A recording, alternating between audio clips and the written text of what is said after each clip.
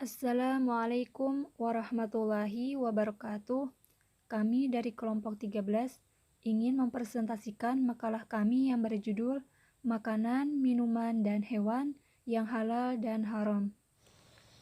Baiklah, langsung saja. Di sini saya akan menjelaskan slide yang pertama, yaitu pengertian makanan dan minuman halal dan haram. Makanan menurut bahasa diambil dari kata bahasa Arab yaitu to'am. Nah, kata to'am ini bentuk tunggal dari atimah. Adapun dalam bahasa Indonesia, makanan yaitu segala yang boleh dimakan seperti penganan, lauk pauk, dan kue-kue. Nah, sedangkan menurut istilah, makanan adalah apa saja yang dimakan oleh manusia dan disantap baik berupa barang pangan maupun yang lainnya. Adapun minuman. Minuman menurut bahasa diambil dari kata bahasa Arab yaitu syarabun yang artinya minuman. Nah, kata syarab ini adalah nama dari sesuatu yang dapat diminum, yaitu segala sesuatu yang tidak dikunyah. Adapun kata syarab ini juga dipakai dalam arti minuman yang memabukkan. Adapun secara terminologi, kata syarab berarti sesuatu yang diminum, baik berupa air biasa maupun air yang sudah melalui proses pengolahan, yang sudah berubah warna dan rasanya. Adapun dalam Al-Quran, kata syarab digunakan dengan makna yang sama, baik dalam konteks minuman dunia maupun minuman akhirat. Nah, dalam kedua konteks ini dipahami bahwa pada dasarnya maksud syarab atau minuman adalah makna lafzi yang artinya benar-benar minuman. Baiklah, selanjutnya macam-macam makanan dan minuman yang halal dan haram. Yang pertama, macam-macam makanan dan minuman yang halal. Macam-macam ini terbagi menjadi dua. Yang pertama, makanan yang berasal dari selain hewan. Nah, makanan ini contohnya seperti tumbuh-tumbuhan, buah-buahan, umbi-umbian, benda-benda seperti roti, kue, dan sejenisnya, maupun yang berupa cairan, dan makanan yang diolah maupun dikemas di pabrik. Kemudian yang kedua, makanan yang berasal dari hewan. Nah, makanan ini terbagi menjadi dua. Yang pertama, binatang yang liar, binatang jinak. Yang pertama, binatang yang jinak. Nah, jadi hewan yang jinak ini semua hewan yang hidup di sekitar manusia dan diberi makan oleh manusia seperti hewan ternak. Selanjutnya, hewan yang liar atau binatang yang liar. Nah, hewan yang tinggal jauh dari manusia dan tidak diberi makan oleh manusia, baik dia buas maupun tidak. Selanjutnya yang B, macam-macam makanan dan minuman yang haram. Nah, macam-macam makanan dan minuman yang haram ini terbagi menjadi dua. Yang pertama, makanan haram karena zatnya. Contohnya seperti bangkai. Bangkai ini kecuali bangkai ikan dan bangkai belalang. Yang kedua, darah, daging babi. Kemudian yang keempat, makanan atau buah-buahan yang sudah busuk atau basi. Kemudian yang kelima, hewan halal yang disembelih tidak sesuai dengan syariat Islam. Kemudian yang keenam, makanan yang menjijikan, kotor, dan yang membahayakan tubuh. Kemudian haram karena cara memperolehnya.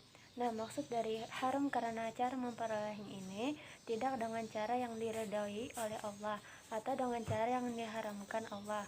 Misalnya seperti berjudi, mencuri, merampok, mencopet, dan menipu. Baiklah, yang selanjutnya adalah yang ketiga, hikmah mengonsumsi makanan dan minuman halal dan haram bagi manusia. Yang pertama adalah hikmah mengonsumsi makanan halal. Mendapat kesehatan hati dan jasmani, badan mengonsumsi makanan halal akan menjadikan kolbu atau hati sehat yang berpengaruh pada seluruh bagian-bagian tubuh menjadi sehat juga. Sabda Rasulullah SAW, ketahuilah sesungguhnya di dalam diri ini terdapat segumpal daging, jika dia baik maka baiklah seluruh tubuh ini, dan jika dia buruk maka buruklah seluruh tubuh ini. Ketahuilah bahwa dia adalah hati. Hadis riwayat Bukhari Muslim. Dan yang terakhir adalah supaya doa dikabulkan oleh Allah Subhanahu wa taala. Nah, selanjutnya adalah akibat mengonsumsi makanan haram.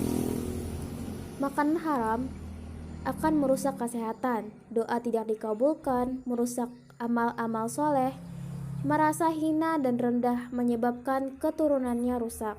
Selanjutnya adalah hikmah mengonsumsi minuman yang halal.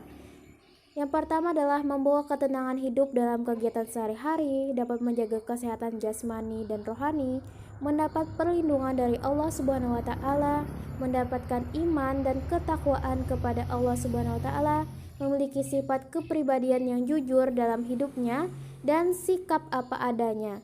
Rezeki yang diperoleh membawa barokah dunia akhirat. Nah, yang terakhir adalah akibat mengonsumsi minuman haram. Minuman haram bisa merusak jiwa, terutama minuman keras yaitu khamar, menimbulkan beban mental, emosional, dan sosial yang sangat berat. Yang terakhir adalah menimbulkan beban penderitaan berkepanjangan dan hancurnya masa depan. Selanjutnya, yang pertama yaitu pengertian binatang halal dan haram. Binatang adalah salah satu sumber makanan pokok manusia selain tumbuhan. Islam dalam hal ini memberikan informasi mengenai suatu jenis binatang yang halal dan haram untuk dikonsumsi. Binatang haram adalah semua jenis binatang yang tidak boleh dimakan oleh umat Islam atau jenis binatang halal, tetapi proses penyembelihan tidak dengan menyebut nama Allah. Jadi masalah halal dan haram dalam Islam bukanlah hal yang sepele. Sesuatu yang diharamkan oleh Allah berarti memiliki arti bahwa hal tersebut memiliki kemudaratan yang sangat besar bagi manusia itu sendiri. Sedangkan sesuatu yang halal berarti baik dan tidak memiliki dampak mudarat bagi manusia.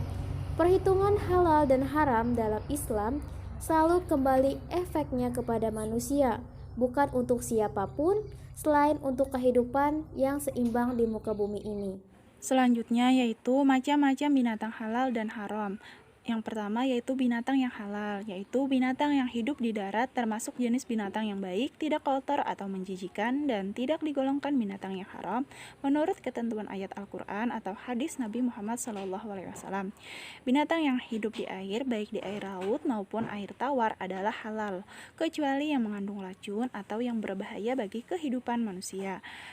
Yang kedua, binatang yang haram, yaitu seperti bangkai, darah, daging babi, binatang yang disembelih dengan nama selain Allah Subhanahu wa taala, dan semua jenis binatang yang bertaring kuat, bertaring tajam, dan kuku tajam, dan binatang yang dilarang untuk dibunuh seperti semut, tawon, burung teguk, dan burung surat.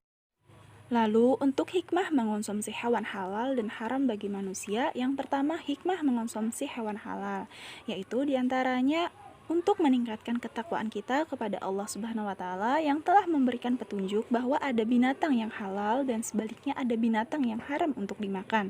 Yang kedua, untuk meningkatkan rasa syukur kita kepada Allah yang telah menyediakan berbagai macam protein hewani dan binatang yang halal. Yang ketiga, dengan mengonsumsi daging dari binatang yang halal berarti kita telah berhasil memelihara diri secara lahir dan batin. Yang keempat, dengan memakan daging hewan yang halal, zat protein yang terkandung di dalamnya sangat baik untuk pertumbuhan jiwa dan raga. Sedangkan untuk hikmah menghindari mengonsumsi binatang yang haram, yaitu diantaranya kita diharamkan untuk memakan babi karena di dalamnya mengandung cacing pita yang dapat tumbuh dalam lambung manusia dan akan merusak alat pencernaan. Selanjutnya, kita juga diharamkan untuk memakai bangkai karena bangkai tersebut memungkinkan mengandung mikroba atau bakteri yang akan meracuni dan merusak tubuh manusia.